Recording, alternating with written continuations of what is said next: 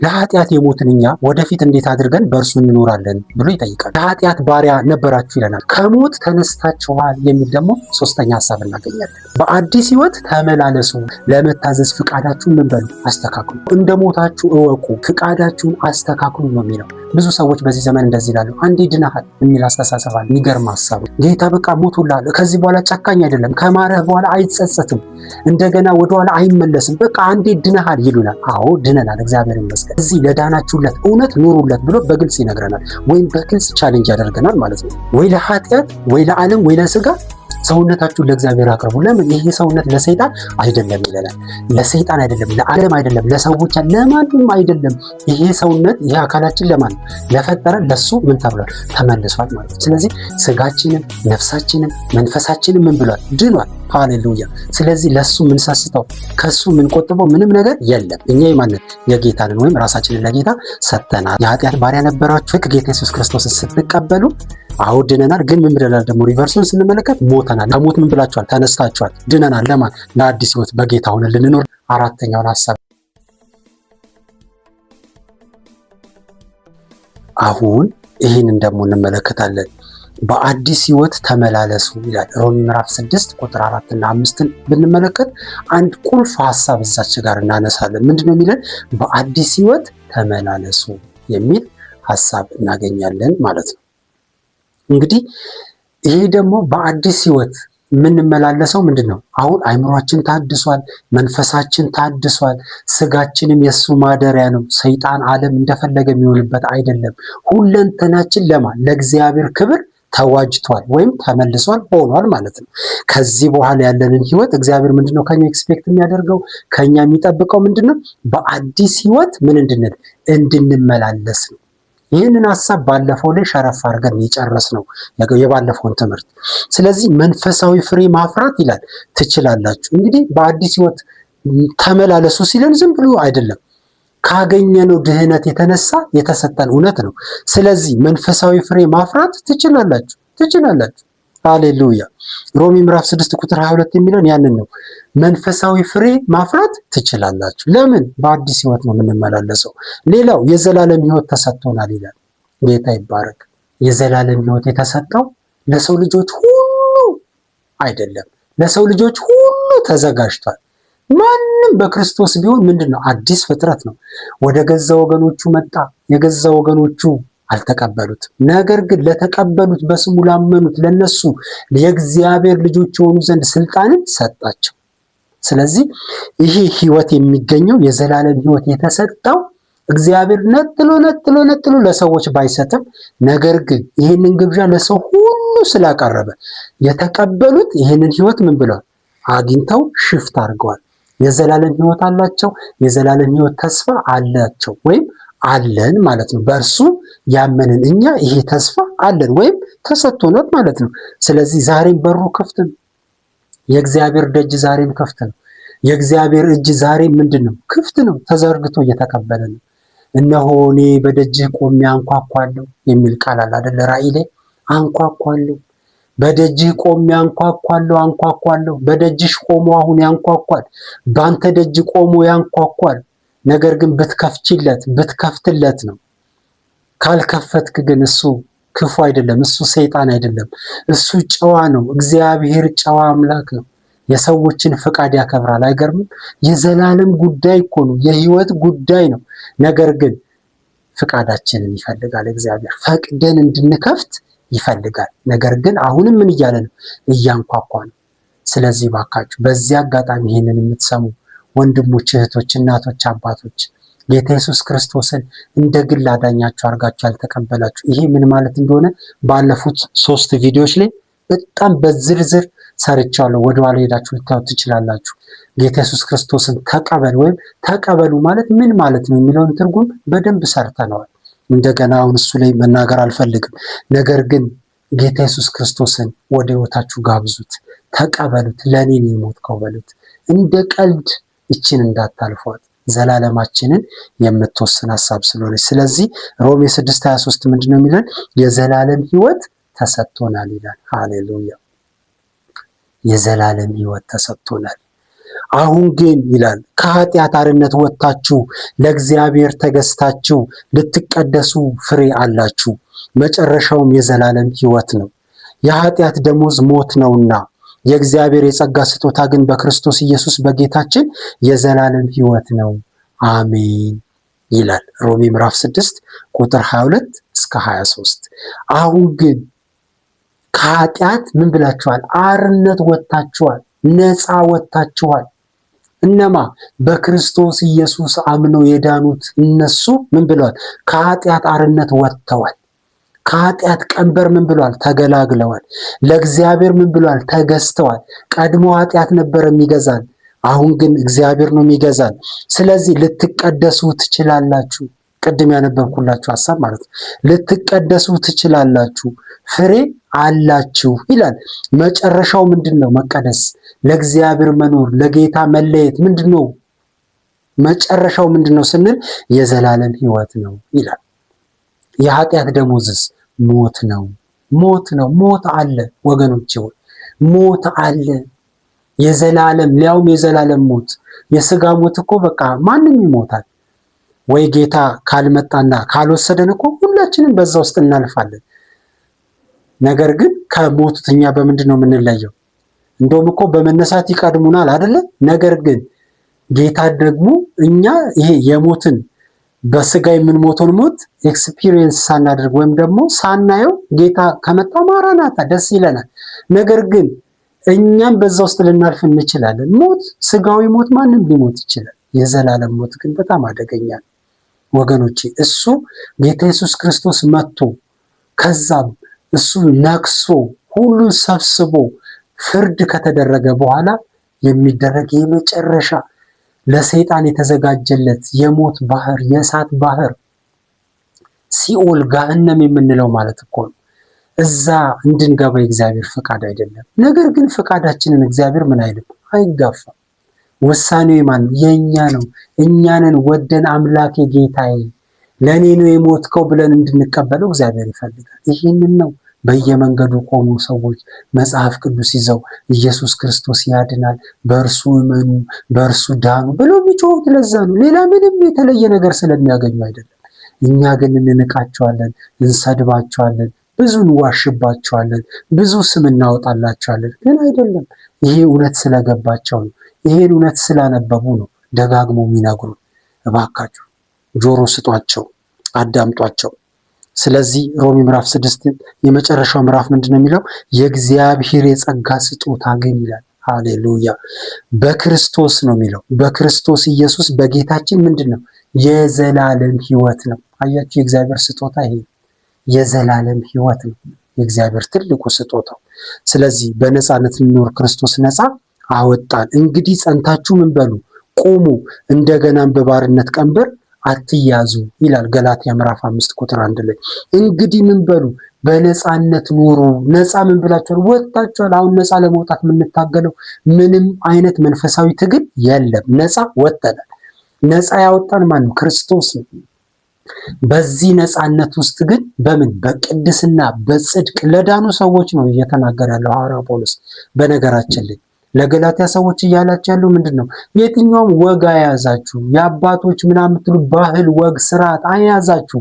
የአመጋገብ፣ የመጠጥ፣ የምን እያላችሁ የበዓላት የምን እያላችሁ ይሄ በቃ ዘረኝነቱ ምን ሁሉ እሱን ተውት ይላቸዋል። በቃ ይሄ ሁሉ ስለ ጌታ ምንድን ነው? ከንቱ ሆኗል።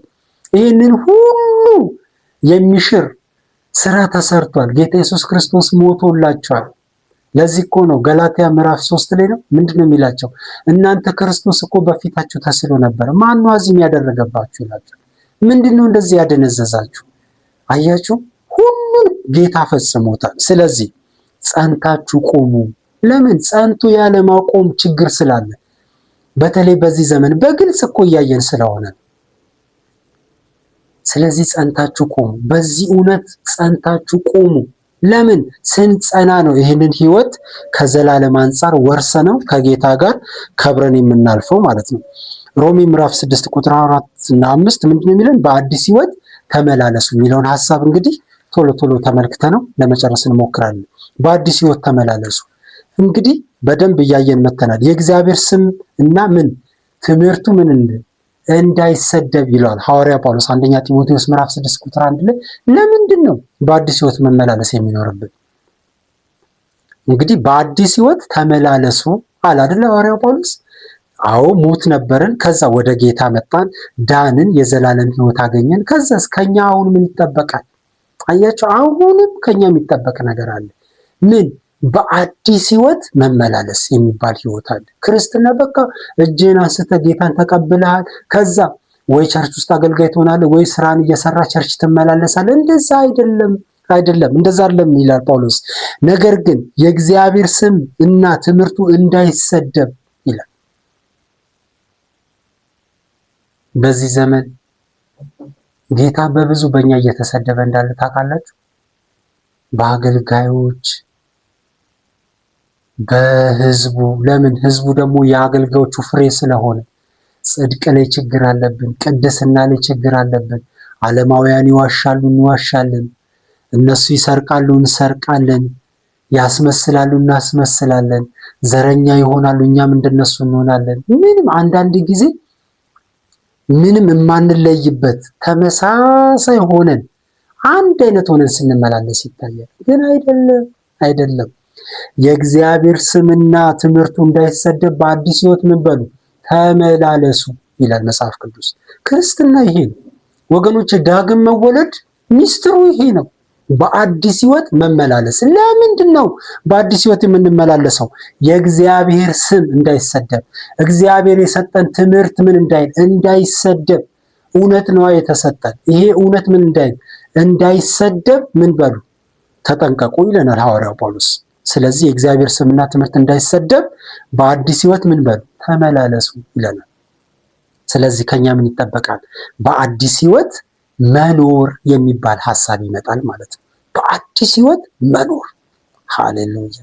ለምን? አሁን ቃል ተሰጥቶኛል፣ መጽሐፍ ቅዱስ አለኝ፣ መመሪያ አለኝ። አሁን መርህን ከዚህ ቀዳለሁ። የሕይወት መርህን ከዚህ መቅዳት አለብን። ይሄ ለኛ የተሰጠን። ይሄ መጽሐፍ ደግሞ ብዙ ነገር ነግሮናል። ጸጋ ተሰጥቷቸዋል ይለናል። መንፈስ ቅዱስ ተሰጥቷቸዋል። እግዚአብሔር እናንተ ውስጥ ነው አሁን የሚኖረው። ብዙ ምን ያልተሰጠን ነገር አለ። ዓለማዊ ምኞት የሚያስንቅ የእግዚአብሔር ጸጋ ተገልጧል። ንጹህ ህብረት እግዚአብሔር ቅዱሳንን ሰጥቶናል። ባይተዋሮች አይደለንም። ሃሌሉያ! የእግዚአብሔር ቤተሰቦች ሆነናል። ልጆች ተብለናል። እሱ የመሰረታት ቤተ ክርስቲያን የዛ ቤተሰብ አካል ነን። ወንድሞች አሉን፣ እህቶች አሉን። ምን ያልተሰጠን ነገር አለ? መንፈስ ቅዱስ ተሰጥቶናል።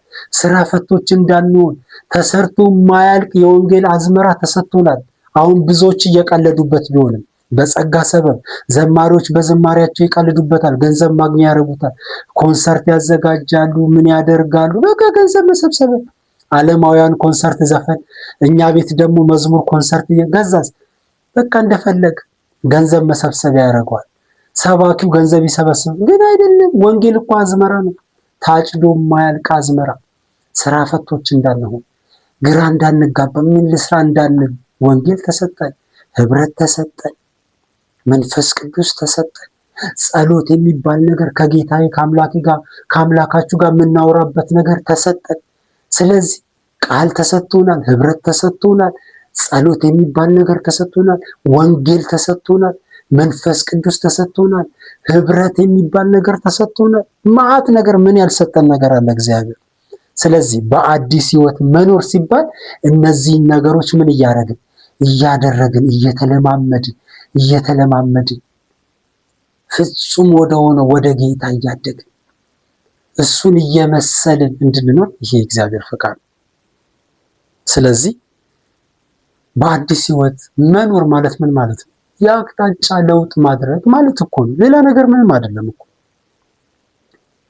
በቃ የአቅጣጫ ለውጥ ማድረግ ማለት ነው። ቀድሞ ከምንሄድበት ሰፊ መንገድ፣ ቀድሞ ከምንሄድበት የኃጢአት መንገድ ተመልሰን እግዚአብሔር ወደ አሰመረልን፣ እሱ ወደ ከፈተልን በዛ ውስጥ በጽድቅ በቅድስና እንድንኖር ማለት ነው። ይሄ ነው አዲስ ሕይወት። ስለዚህ በጠበበው መንገድ ገብተን ከጌታ ጋር እንድንጓዝ። የዓለም መንገድ ታውቃላችሁ ሰፊ ነው። ለኃጢአቱ፣ ለነውሩ፣ ለምቾቱ፣ ለምኑ ሁሉ የተጋለጠ ሞት እንደፈለገ የሚፈነጭበት። ከዛ ወጥተን እግዚአብሔር ነገር ግን ጠባብ ቢባልም ዓለም ውስጥ ስላለን እንጂ ለለመድነውና ለምንጓዝበት ለእኛ ግን የጽድቅ የቅድስና መንገድ ጠባብ የምንለው አይደለም። ለእኛ ምቹ ነው፣ በቂ ነው። አላስኬድ የሚል አይደለም፣ በቂ ነው። ከጌታ ጋር ይመቻል። ሃሌሉያ። ስለዚህ በተለወጠ ህይወት መኖር ማለት ነው። ኤፌሶን ምዕራፍ 2 ላይ ማየት እንችላለን። ዮሐንስ 4:34 ማየት እንችላለን። ጠባብ መንገድ የሚለውን ዮሐንስ 4:34 ማየት እንችላለን። ጠባብ ለምን? የዚህ ዓለም ሐሳብ ሰፊ ነው፣ ወደ ሞት የሚወስደው መንገድ ብዙ ነው፣ ሰፊ ነው፣ ብዙዎች ደግሞ ይሄዱበታል። ለዚህ ነው ጠባብ የሆነው ግን ጥቂቶች መርጠው ስለሚሄዱበት የጌታን መንገድ። እኛ ግን ምርጫችን መሆን ያለብን ዳግም የተወለድን የዳንን አማኞች ጠባቧ ከጌታ ጋር ማለት ነው። ኢየሱስ ጌታ ነው። 5 ሐሳቦችን በዚህ ስር እናንሳ። ምን ማለት ነው በአዲስ ህይወት መኖር ስንል? አንደኛ በተለወጠ ህይወት መኖር ማለት ነው። አንደኛ ቆሮንቶስ ምዕራፍ 5 ቁጥር 17 ላይ በተለወጠ ህይወት መኖር ማለት ነው። ወገኖቼ በትክክል ከዳንን ይህንን ህይወት በትክክል እየጠበጠብን ከሄድን ታውቃላችሁ ሳንናገር ሰዎች እንደሚያውቁ በተለወጠ ህይወት ስንኖር። ለዚህ እኮ ነው ሐዋርያው ጴጥሮስ ጌታ ኢየሱስ ክርስቶስን ከመጣበት መከራና ጭንቅ የተነሳ ካደው። ነገር ግን አንድ ነገር ደጋግሞ ይሉት ነበር፣ እንደ አንተ ታስታውቃለህ፣ አንተ ከሱ ጋር ነበርክ ይሉታል። አንዱ ጴጥሮስ በዛ የተያዘበት አንዱ ምክንያት ኢቭን ንግግሩ፣ ህይወቱ በሙሉ ነገሩ ሁሉ አክሽኑ ሁሉ ተለይቷል። ለምን? ከጌታ ጋር ስለዋለ።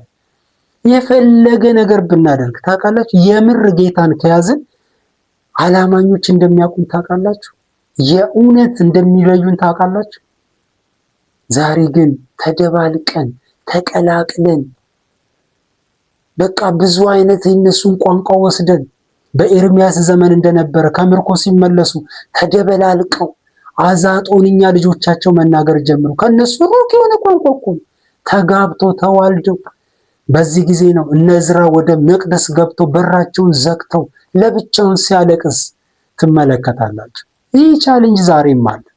ብዙ አማኞች ቋንቋቸው፣ ንግግራቸው፣ ህይወታቸው፣ አለባበሳችን፣ ድርጊታችን ከሰዎች ጋር ሪያክት የምናደርግበት በጥቅም በተለያየ ጉዳይ ላይ ስትመጡ አንድ አይነት ኮፒ ፔስት ሆኖ የሚኖሩ አማኞች አሉ። ያንንም ደግሞ እንደ ጥበብ እንደ ብልጠት የሚቆጥሩ ደግሞ መሆናቸው በጣም ያሳዝናል። በጣም ያሳዝናል። ሳይለዩ ተመሳስለው ኖሮ ሊያልፉ ማለት ነው። በጣም ያሳዝናል። ነገር ግን መጽሐፍ ቅዱስ ምንድነው የሚለን? በተለወጠ ህይወት መኖር ማለት ነው። በአዲስ ህይወት መመላለስ ማለት በተለወጠ ህይወት መኖር ማለት ነው። ይህ ምን ማለት መሰላችሁ? አንድ ጊዜ ሳኦል አህያ ፍለጋ አይደለ ወጣ። እግዚአብሔር አገኘው። ከዛ ተለወጠ ሰውየው።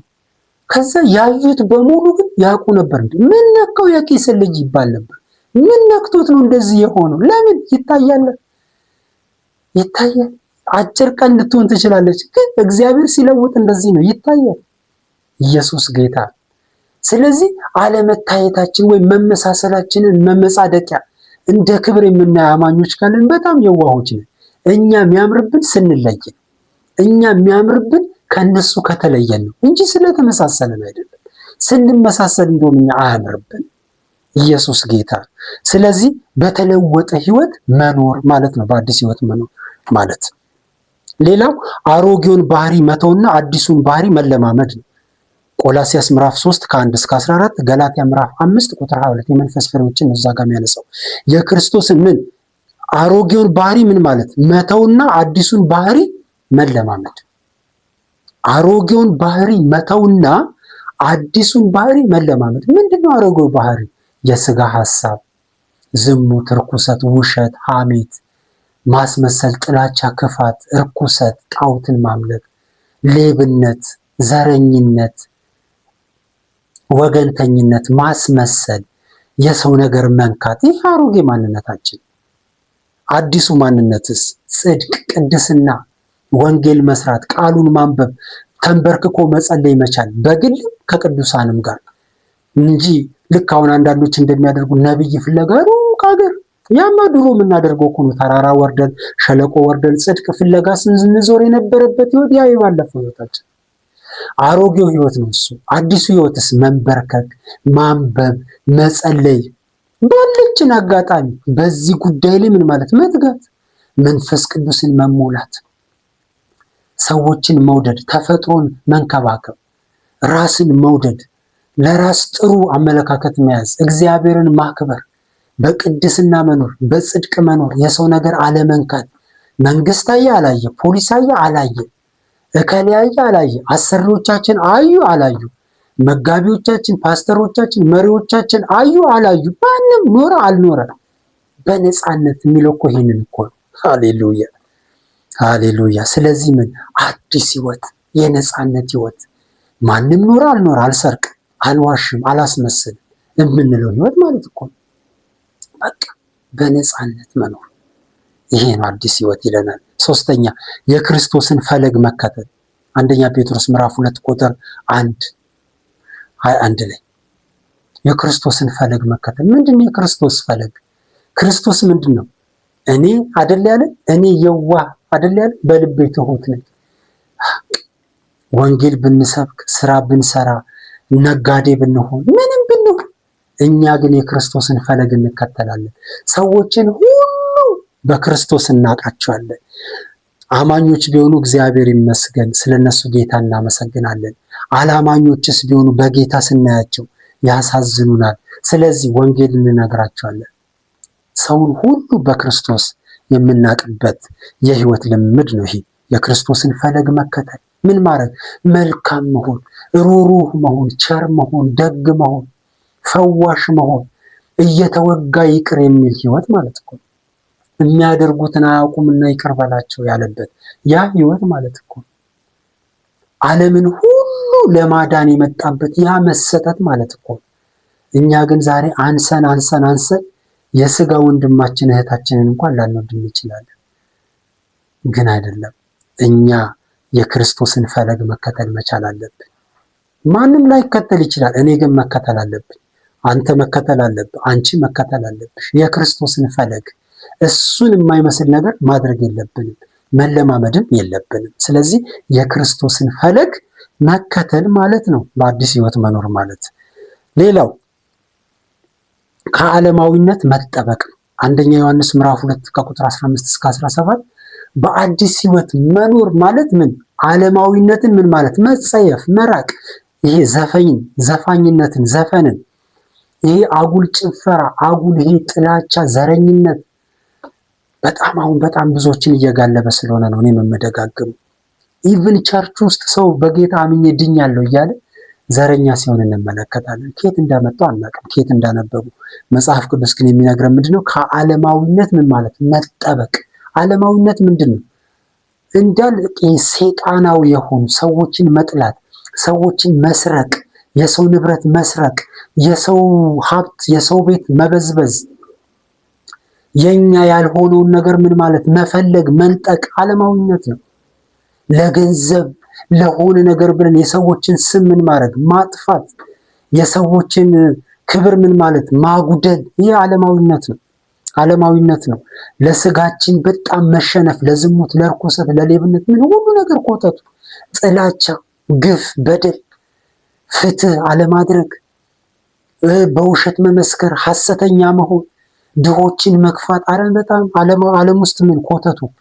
ከዚህ ነገር ምን ማለት መጠበቅ አለብን እኛ አማኞች። ያኔ በአዲስ ህይወት እየኖረ ነው እንባላለን ማለት ነው። ለዚህ እኮ ነው መልካሙ ኑሯቸውን አይተው የኛን ማለት መልካሙ ኑሯችሁን አይተው አይደለ ያለው ኢየሱስ። ዮሐንስ ወንጌል ምዕራፍ 15 ላይ መልካሙ ኑሯችሁን አይተው አባቴ እንዲመሰገን እኮ ነው ያለው። ይሄ የሚሆነው ምንድነው? መልካም ኑሯችን እንዲታይ ከዓለማዊነት ምን ማለት መጠበቅ መቻል አለብን። ማንም ሊዘሙት ይችላል። ያ ግን ለኔ ቀላል ሊሆን አይችልም፣ አይሆንም። እኔ ሰፈር ይሄ አይሰራም። እንደፈለገ ሊሳደብ ይችላል። እኔ ጋር ሲመጣ ይሄ ቀላል ሊሆን አይገባም። ባደርገው እንኳን ልጸጸት፣ ልመለስ፣ ደግሜ ላላደርገው ለራሴ ቃል መግባት አለብኝ። ጌታን ይቅርታ ማለት መቻል አለብኝ። እንዲህ ነው ከዓለማዊነት እየወጣን የምንሄደው። ለምን? አለበለዚያ ከዓለም አልወጣንማ። በዓለም ውስጥ ነው ያለነው። ስጋ ነው የለበስነው። አንዳንድ ቻሌንጆች ሊመጡ ይችላሉ። ነገር ግን በፍጹም ለዚህ ነገር መገዛትና መሸነፍ የለብንም። ከዓለማዊነት መጠበቅ አለብን። አራተኛው ይሄ ነው። አምስተኛው ተመሳሳይ ሀሳቦች ናቸው። በቅድስና መኖር። አንደኛ ጴጥሮስ ምዕራፍ 1 ቁጥር 15 በቅድስና መኖር ማለት ነው። በአዲስ ህይወት መኖር፣ በአዲስ ህይወት መመላለስ ማለት በቅድስና መኖር ማለት ነው። እንግዲህ መቀደስ ምንድን ነው? አንድም መለየት ነው ቅድስና፣ ሁለትም ንጹህ መሆን ማለት ነው ትርጉሙ። በቃ መቀደስ ማለት ይሄ ለእግዚአብሔር ተቀድሷል ስንል ባለፉት ትምህርቶች ላይ አይተናል። እርም ናችሁ ነው እንደውም አንደኛው ትምህርት ርዕስ አይደለም የሚለው፣ እኛ እርም ነን ብለናል። እርም ማለት ምን ማለት ነው? የተለየ ድጋሚ ተነስቶ ምንም የማይነካ። ለዚህ ነው እግዚአብሔር ሳኦልን የተቆጣው። ምንድን ያለው እግዚአብሔር? አጥፋልኝ አለው አይደል? ጣልቻ በቃ አጥፋልኝ፣ ለዛ ለጥፋት ተለይቷል፣ ለኔ ይሄ አይሆንም ብለውታል። ነገር ግን ለራሱ ሳስቶ እግዚአብሔር በማይፈቅድበት ቦታ ላይ አምጥቶ ደበቃቸው። እግዚአብሔር ግን ምን አለው? ተቆጣው፣ ክብሩን ከሱ ላይ አነሳ። ተዋርዶን ያለፈው ሳኦል ለምን? እግዚአብሔር የናቀውን ሊያከብር ፈለገ። እርም ነበር ለእግዚአብሔር ያን ነገር መንካት። ታውቃላችሁ አንዳንድ ነገሮች ዛሬም በእኛ ህይወት እንደዛ ናቸው። እኛ ለእግዚአብሔር እርም ነን ስንል ምን ብል ማለታችን ነው? ተለይተናል። እኛ ለሌላ መሆን አንችልም። ለዝሙት እኛ አንሆንም፣ ለርኩሰት አንሆንም፣ ለሐሜት አንሆንም፣ ለጥላቻ አንሆንም። አይመጥነንም። ሊገለን ይሆን እንጂ ሊያጠፋን ሊያዋርደን ይሆን እንጂ በፍጹም ከኛ ጋር አይሄድም። ስለዚህ በቅድስና መኖር ማለት መለየት ማለት ነው። ይህን ዓለም ከሚመስል ነገር ምን ማለት መለየት። አሁን በጣም አይባልም፣ ድሮ በጣም ይሰበክ ነበረ። ብርሃን ከጨለማ ጋር ምን ህብረት አለው? አይደለ? ምን ህብረት አለው? ብርሃንና ጨለማን አስማምተን መኖር እንችላለን? በፍጹም አይቻልም። እዚህ ጋር የምናየው እኮ ይሄ ጥላ፣ ለምንድን ነው ጥላ የተፈጠረው? ለምን ይመስላችኋል? በቂ ብርሃን እዛ ጋር እኮ ስላላገኘን እንጂ እዛ ጋር ብርሃን ቢኖር እቺ ጥላ እንኳን አትኖርም። በፍጹም ተስማምቶ መኖር አይችልም። ብርሃን በጎደለ ቁጥር ይኸው ጥላ እንኳን ይፈጠራል። ጥላ እንኳን ይፈጠራል። በዚህ ጋር ተመልከቱ። ምንም አይነት ጥላ አትመለከቱም። ለምን? በቂ ብርሃን እየመጣበት ስላለ። እግዚአብሔር የሚፈልገው እንደዚህ እንድንኖር አይደለም፣ በብርሃን ውስጥ እንድንኖር። እዚህ ጋር አሁን የማይታይ ምንም ነገር የለም። አሁን ይሄ እዚህ ጋር ደብዝዞ ሊታይ ይችላል፣ መለየት ላይ ይቻል ይችላል። እዚህ ጋር ግን እላው ላይ ያለችው ጥቂት ጽሑፍ እንኳን መነበብ እስክትችል ሊታይ ይችላል። ለምን? ብርሃን እየበራበት ስለሆነ ማለት ነው። ስለዚህ በቅድስና መኖር ማለት በብርሃን መኖር ማለት ነው። ውሸትን ውሸት ነው ማለት ብቻ አይደለም። አይ ውሸት ነው እኔ አልተባበርም ማለት ነው። በቃ ሌብነትን አይ ይሄ ሌብነት ነው ማለት ብቻ አይደለም። እኔም አልሰርቅ ማለት በቃ አቋም መያዝ ማለት ነው። በቅድስና መኖር ትልቁ ነገር አቋም ነው። ቅድስና ላይ ቅድስና የሚል ሐሳብ ካነሳን በቅድስና መኖር የሚል ሐሳብ ከተነሳ በቀጥታ የሚያያዘው ከአቋም ጋር የአቋም ጉዳይ ነው። የቅድስና ጉዳይ አልሰርቅም፣ አልዋሽም፣ አላስመስልም፣ አልመሳሰልም፣ ለማንም ደስታ ብዬ አምላኬን አላሳዝንም ማለት ነው ቅድስና። ይህን ስንል ልብስ እናጣለን፣ ይህን ስንል ደሞዝ እናጣለን፣ ይህን ስንል መድረክ እናጣለን፣ ይህንን ስንል ህብረት ልናጣ እንችላለን፣ ይህንን ስንል ብዙ ስም ሊያወጡልን ይችላሉ። ብዙ በጣም ብዙ እኛ ያልሆነውን ማንነት ሁሉ ሊሰጡን ይችላሉ። በተለይ በዚህ ዘመን ቅድስና ቅድስና ቅድስና ቅድስና። እግዚአብሔር በጣም የሚፈልገው ነገር ምንድን ነው ብትሉ ቅድስና። እግዚአብሔር አምልኮ ላይ አይደራደርም። ታውቃላችሁ፣ እውነት ላይ አይደራደርም እግዚአብሔር፣ ቅድስና ላይ አይደራደርም እግዚአብሔር። እነዚህ ቁልፍ ናቸው። በቀጥታ ከማንነቱ ጋር የሚገናኙ ሀቅ ናቸው እነዚህ እውነቶች። እውነት፣ አምልኮ፣ ቅድስና በቀጥታ ማንነቱን የሚነኩ ጉዳዮች ናቸው። ይህንን የማያከብር አማኝ እኔ የጌታ ነኝ ለማለት ራሱ አቅም ሊያገኝ አይገባም ቢልም የውሸት ነው። ስለዚህ ቅድስና ምን ማለት ነው? መለየት ማለት ነው። ሌላው ቅድስና ምንድን ነው? መለየት ብቻ አይደለም፣ ንጹህ መሆን ማለት ነው። መቀደስ ማለት ንጹህ መሆን ማለት ነው። መንጻት። እግዚአብሔር ይባረክ። ይቻላል? አዎ ይቻላል። ለምን አይቻልም? ይቻላል፣ ይቻላል። የክርስቶስ ኢየሱስ ደም ሕሊናን ሁሉ ያነጻል፣ ስጋችንን መንፈሳችንን ሁሉ ያነጻል። ጉልበት አለ፣ ይቀድሰናል፣ ይቀድሰናል።